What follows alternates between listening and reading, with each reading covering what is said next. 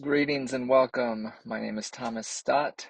This is the Elevation Wellness Platform, and I wanted to take some time to put together some slides, some content on prerequisites to start a running program. These are suggestions, and as always, this video is not intended to replace medical consultation or any type of medical advice, diagnostics, anything of that matter.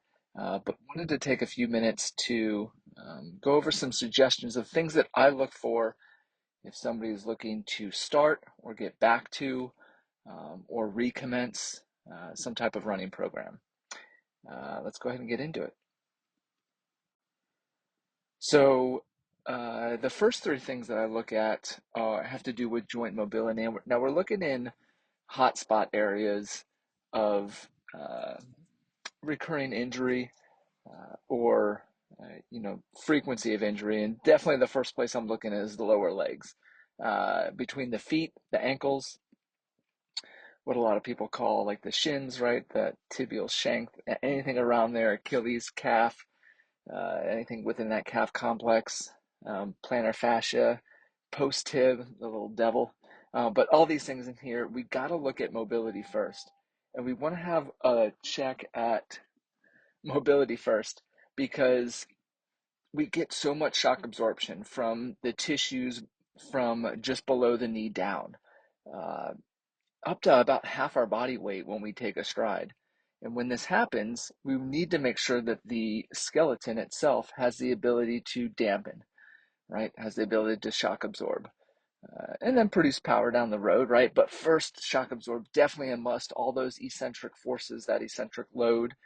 So the first test is here, test of dorsiflexion. We do a little half kneeling knee to wall test. So we fire up this video here. All right. So slide your, so we're checking out the ankle there. Slide your shoe off. It'll serve as a nice little reminder. So that's what we're looking for there is dorsiflexion. And you can put your shoe in front of the wall. So that's what we need. All right, so we get shoe against the wall. This serves as a nice little guidepost for where you should be, kind of how far you should be from the wall, and then you can kind of come back and check it. It's repetitive. As you drive your knee towards the wall, straight, don't let your foot kind of over supinate out, or let me rewind this a little bit here. Um, so your foot, if you take the path of least resistance and you have restricted anything ankle mobility wise, you might end up sliding to the outside and kind of going into early supination or early or excessive pronation, where your foot will just dump and collapse in. So you can think about trying to keep, so there, boom, and then collapsing in. I want to try and think about keeping that foot in that neutral tripod position and driving that knee straight forward. So here's your mobility, both test and drill essentially if you have a deficit. I check both sides. As you go to do this here, notice I'm holding down my heel just to kind of keep me honest here with my left hand. That provides a little bit of feedback, gives me a feel of where I'm restricted. Is it kind of soft tissue wise today or otherwise? And as I drive in back and forth, I can change that hand orientation. You see me kind of re-gripping and gripping to do a little self-mobilization that I'll post some stuff on later down the road. But I do that on both sides. As you go for the test here with the shoe in front of the wall, do this on both sides, right? Like measure, I'm hand length, 4 or 5 inches away from the wall, what have you. As I drive in, check your other side, see where you're at between the two, see if there's a deficit from side to side, and then use this drill to then uh, help self-mobilize and work your way out of the deficit, out of the hole.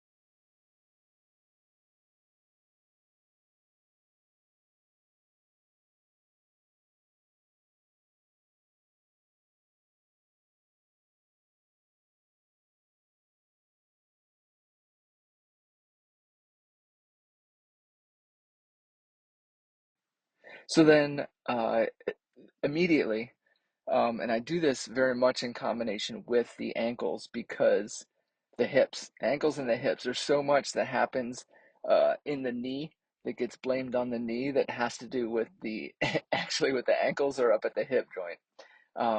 So I definitely check the hip second. It's one of my just the longer that I do this, it's such a hot spot for imbalances and a lack of mobility, strength, stability. Just a lot goes on at the hips. So I do a little sequence here. Let me take you through it. We're testing for joint mobility here first. So let me get this fired up. So I'm in a seated position.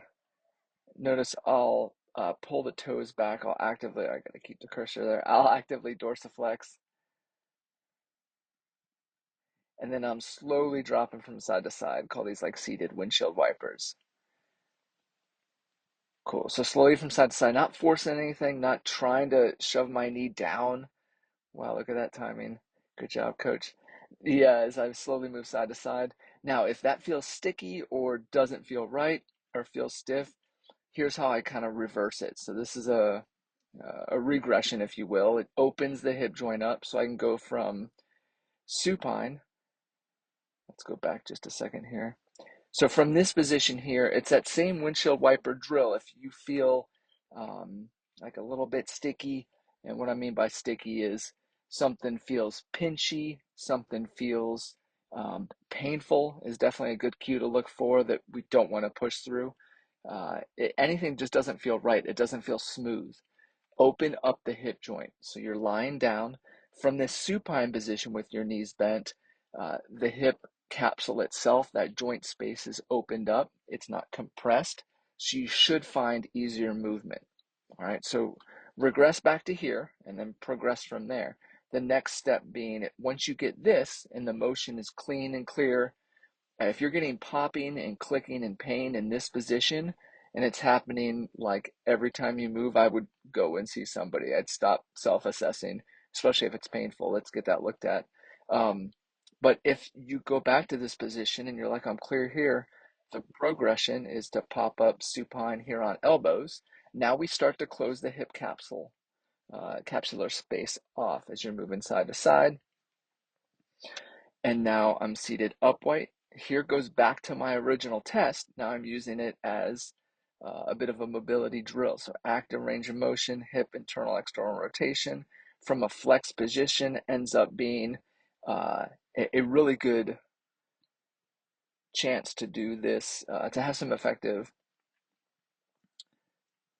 rewind a little bit here, to have some effective mobility work done.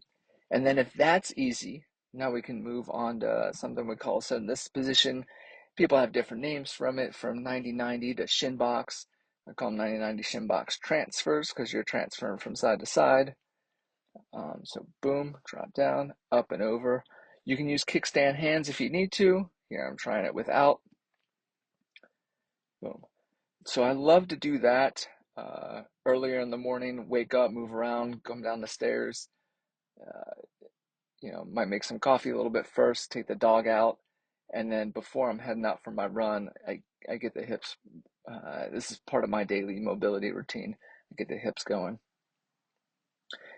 So next piece here, looking at again mobility.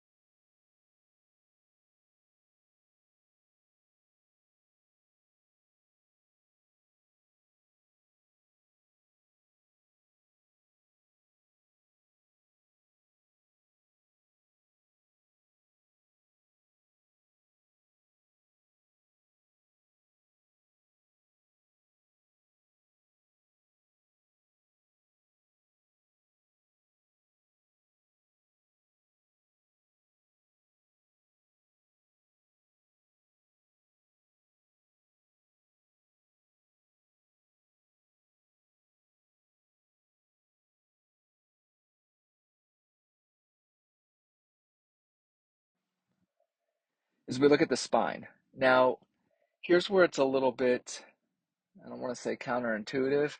I want you to have spinal mobility. I want your back to be able to move, to segment. It flexes, it extends, it side bends, it rotates. So it does a lot of motion.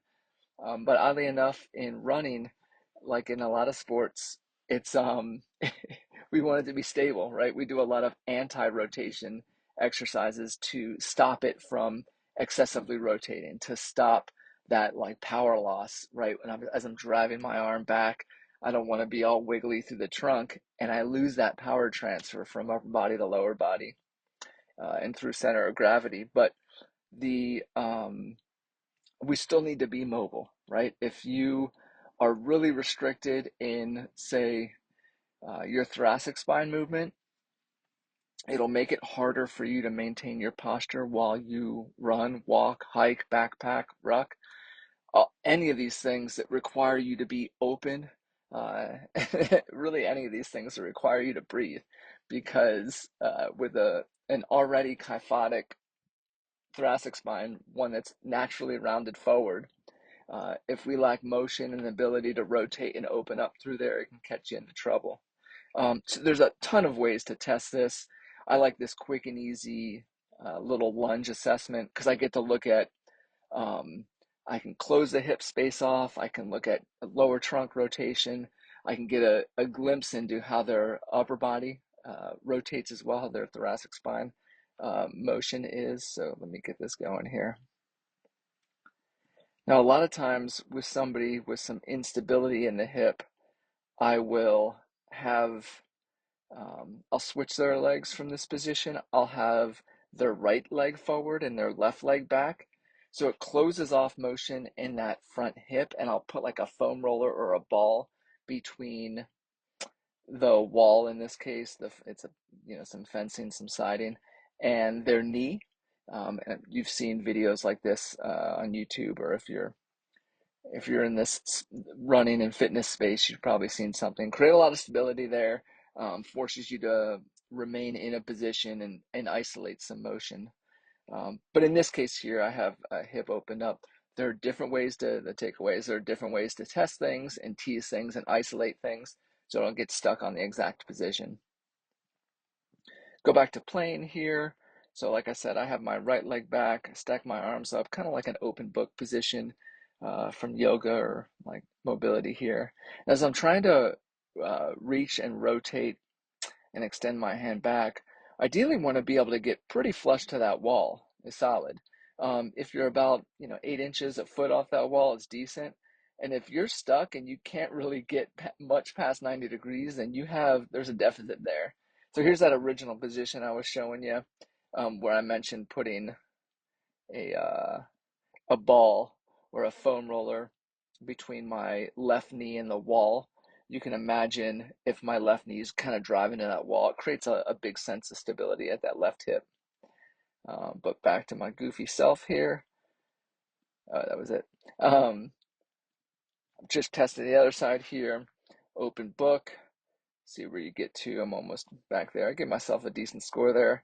Worked a lot on my thoracic mobility, and it's helped my breathing a lot as well.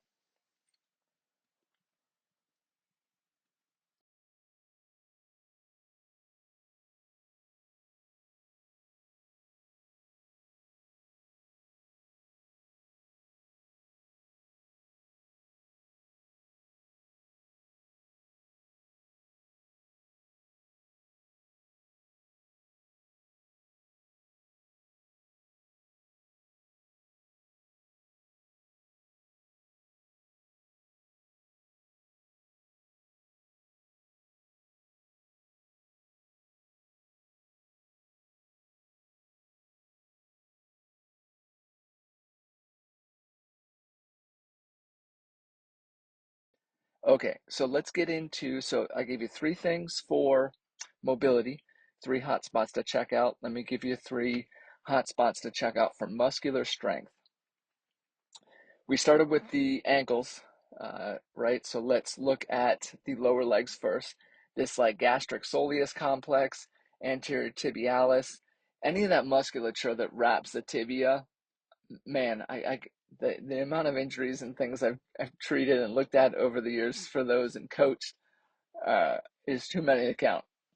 So plus, just the Achilles does so much work for us from a shock absorption, just from a loading aspect in general. Shoot, I was even out for a run today and hit this random little divot that I just did not see in the grass, and it was just enough to give me that hyper like stretch feeling, and makes me so happy every time like that something happens that I do some pretty routine and regular calf work um, because you got to have a strong calf complex. So let's look at this here. I got a little progression for you. So find a wall. I wouldn't go off like a staircase or anything this at first. Keep yourself on the wall. We'll just kind of tap into that negative space below 0 degrees of dorsiflexion by putting you on an angle here. So again, calf musculature, so much to load for us. What we want to do is test. So here's a little double leg calf raise. As you do it, make sure that you stay driven through the end of the face, through the base of the big toe. Um, we want to be able to, so yeah, as you come up here, make sure, yeah, we don't want to just dump into this supination position and stay out there. Um, we need to make sure that we can appropriately load and push off when needed to that big toe. So as you're doing these calf raises, I just want you to be intentional with that, of being there, not finishing like in this wide moment only on the base of the pinky. So we train that first ray to be able to accept and propel when needed. So there was straight leg for the gastroc. So here, bent knee for the soleus. Same deal as before, bent knees, driven up through that big toe at the end, not like just completely dumped out on the pinky toe side of the foot. Um, what we can do is go into some negatives where we come up and lower, or just a single leg. So from a single leg standpoint with a straight knee or bent knee, we can do them just as is, or like go up and assist yourself on the way up and come down slowly. So the progression is do them on 2 feet. We're looking for at least on 2 feet, I would say at least 15 quality controlled double leg on 2 feet, straight knee, gastroc, calf raises, right, for the gastroc, and then at least 15 bent knee for that soleus calf raise. And then you hit 15, you check those boxes. Maybe you even get up to 20 and you're like, all right, 20 is pushing it, but I have 15 solid ones for you. You can transition to a single leg eccentric where you use your opposite foot. So say I was working my left one there. I used my left foot. Let's go back here. So if I'm working my left leg here, I use my right foot to assist up, boop, and then I lower down just with my left. So each time you use your opposite foot to assist up and then lower yourself down with that one side. So it'd be the single leg eccentric, eccentric being the phase of muscle control, concentric being going up onto your tippy toes, and the eccentric being coming down with control. Uh, and then your final one would be just single leg, just pushing up to single leg. So what the baseline I'd want you to be able to hit is at least 10 single leg, maybe not off a step. You can do it leaning up against a wall here, not off yeah, not into that deep negative field, like off a stair, like or like an edge or a curb, like you might be thinking of with single leg half raise. And then once you there's the bent knee version here, single leg. There it is, eccentric. We want to make sure we cover anterior tibialis. As we lift, still thinking about getting that first race out of the foot up. As we come up in the air, you see me, I've worked for all that dorsiflexion. I don't even have that much of it for years, but being able to lift up with control and down with control. The further you slide your feet out, the the longer that range of motion is, the harder it is to lift up through that full range that you have. But make sure that those, for as much calf and soleus gastroc work that we're doing in the back, we need to make sure we respect that tissue in the front. It gets worked all day when you walk, um, and every time you pick up your foot when you run, but we make sure we give some type of attention to it in prep. So again, I'm looking for about 15 to 20 of those controlled calf raises, or sorry, controlled anterior tibialis raises.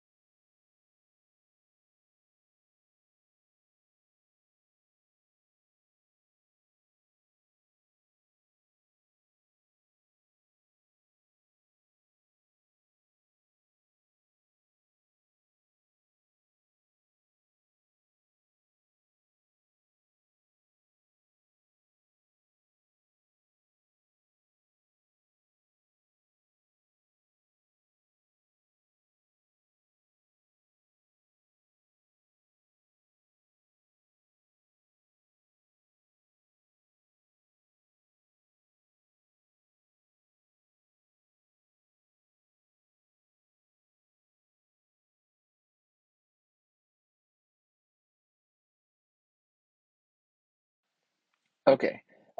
Deep stabilizers of the hip, the butt rotator cuff, if you've ever seen me in office. Um, these are these are muscles that we have to like. They work when we're doing all of the beautiful hip stability things that we're doing. From bridging to squatting to hip hinging, standing, walking, running. Like they're working to functionally stabilize your hip. But we want to make sure that in those deeper ranges of motion that we work on having good amounts of internal rotation, solid hip mobility. We need to make sure we have stability down there and strength in those deep rotators.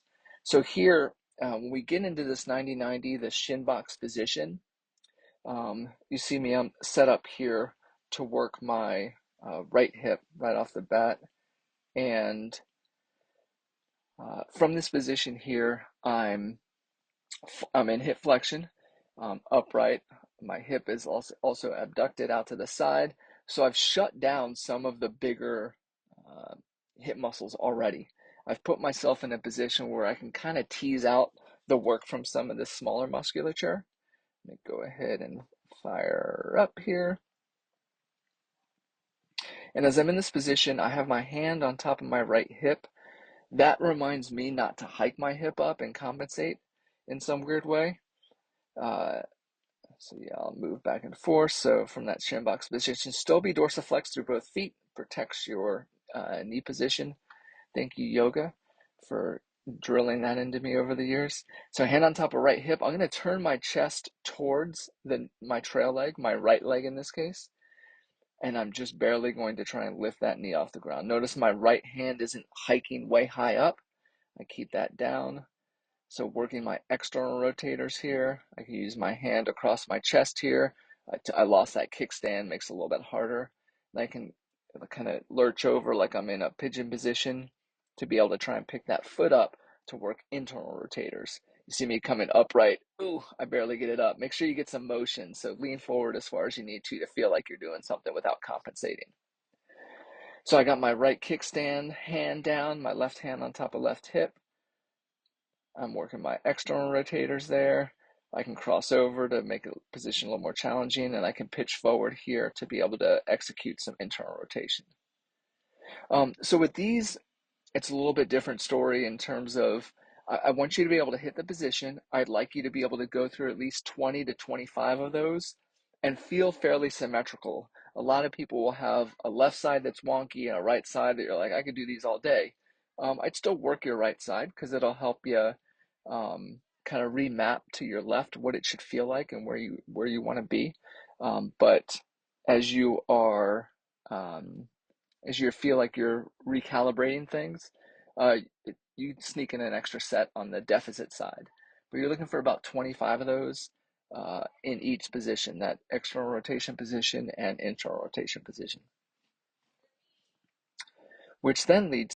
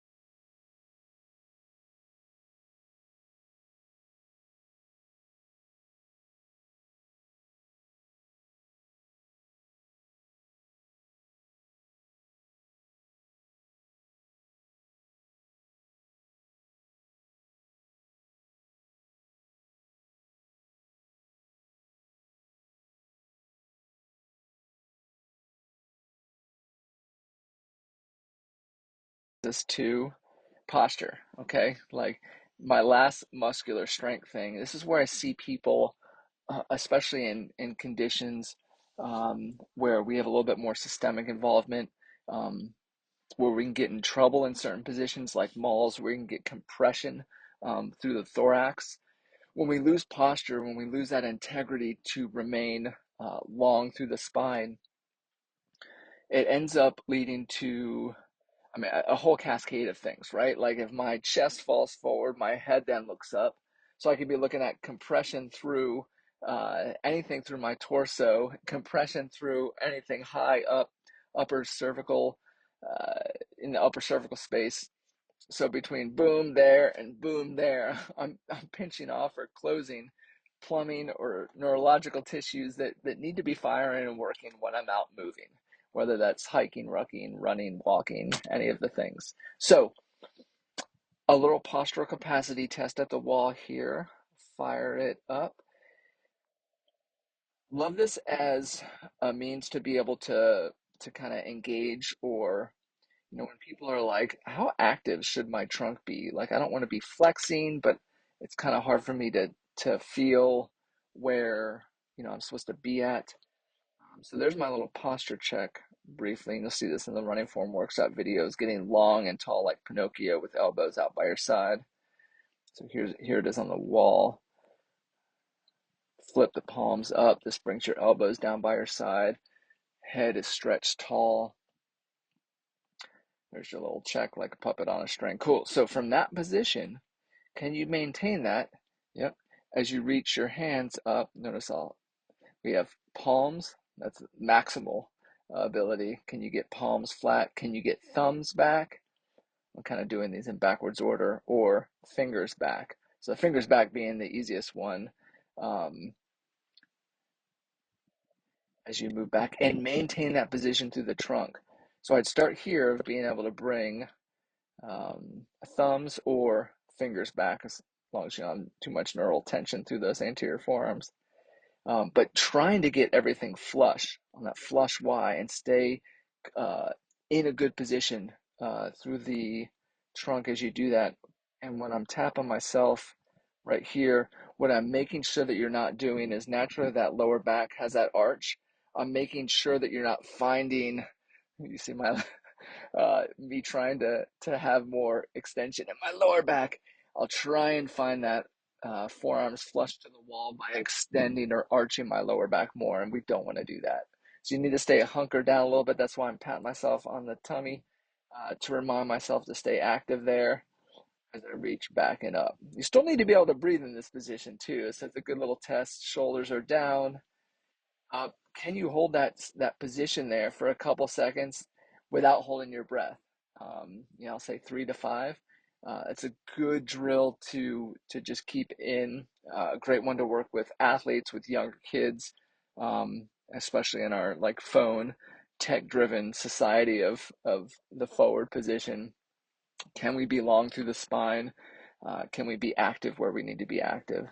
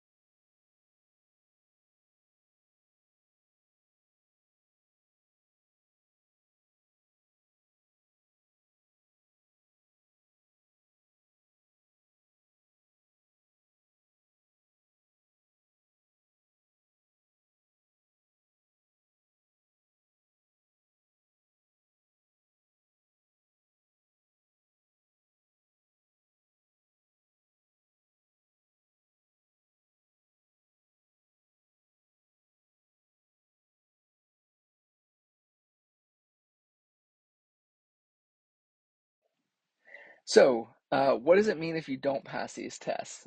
Nothing. You can still do it. Uh, in reality, though, it's in trying to give you an idea of some hot spots to look at, right? Um, if right now running or walking is keeping you sane and you feel great doing it, you don't need to stop it.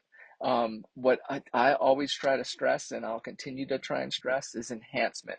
I want to enhance your position, enhance your knowledge, enhance your body awareness so that you can go do whatever you love to do longer, faster, uh, for a longer period of your life, right? Um, the point isn't to shut it down and be like, wow, I passed none of those tests, but I'm walking successfully. Hey, cool. I just gave you some things that, from a very general standpoint, would be really solid for you to work on for your walking or running game or hiking game, whatever it is that you like to do. Um, Use these as if I was your coach.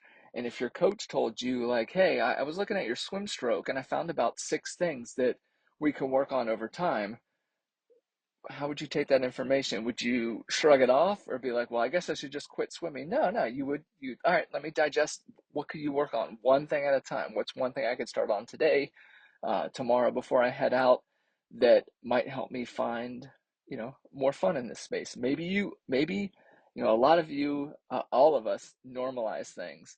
Um, and I know for a long time before I end up seeking care for things, I'll be like, I think it's still normal.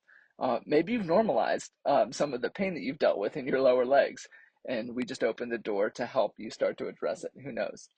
But just listen to it and apply these things to help yourself hopefully find some improvement. Drop some questions in the comments below here. Let me know what I can help you figure out, and we'll keep getting after it. See you, fam. Thanks for sticking around.